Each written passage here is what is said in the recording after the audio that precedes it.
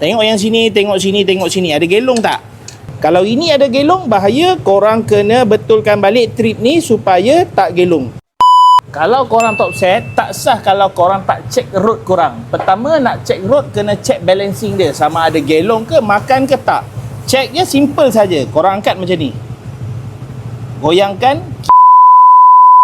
Ini belah kanan. Belah kiri sekejap lagi aku tunjuk. Kedua, check road dia. Tengok pusingan dia. Aku pusingkan ni.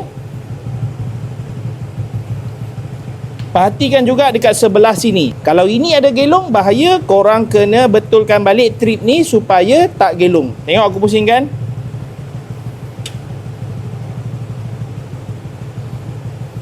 Dalam masa sama, cek juga kalau ada berat tak pusingan road ni.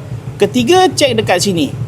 Kalau sini ada terhakis, kesan makan, jawapannya kena overhaul. Kalau tidak, bunyi dia memang kasar gila. Sebelah sini pula, belah magnet.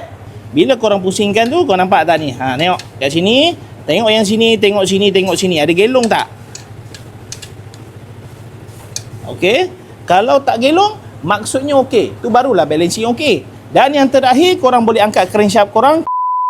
Kalau ada ketang-ketung atas bawah, itu bermaksud sama ada crankshaft korang dah problem, dah makan, ataupun bearing korang dah makan, ataupun tapak rumah bearing korang dah makan. Semoga membantu.